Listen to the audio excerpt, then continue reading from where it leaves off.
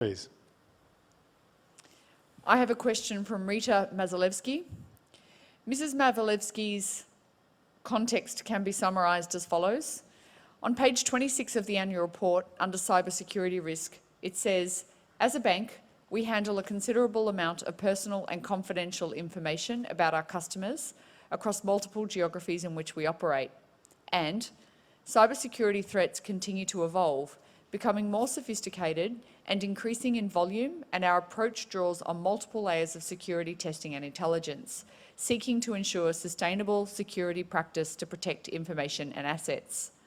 Also, on page 31 of the annual report regarding technology risk and description, the report says, this risk includes technology assets and services delivered or managed by third parties and external events, and how information held by the group needs to be protected from inappropriate modification, loss, disclosure and unavailability.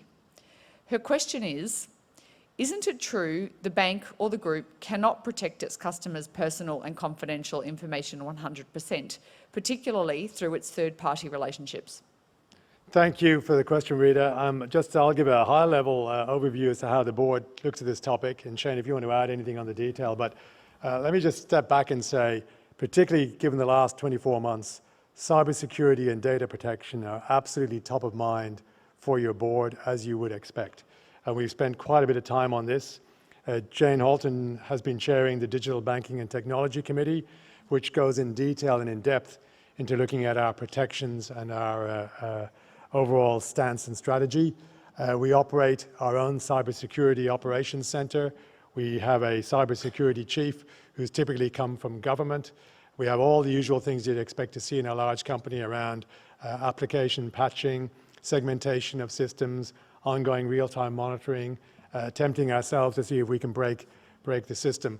And that includes looking at third parties and looking at the data that we're actually sharing with third parties. And the board has wanted to satisfy itself and has been through extensive discussion with management to make sure that we have the right policies and protections in place. Shane? Thank you. So in limited circumstances, we do share customer data with a third party, but that's in order to provide the service that our customers want. So for example, if you're taking out a home loan, we need to get that property valued. We need to share some data with the property valuer. Yeah? So we do it then, or in certain circumstances where the customer gives us permission to share their data. So it's only in limited circumstances. When we do have that third party, we hold them to the same standard we hold ourselves. So we have agreements about sharing the data, what they can use it for, what they can do or not do with it, and then we test that. So we hold them and we do regular testings to go in and say, are they applying the same sorts of standards?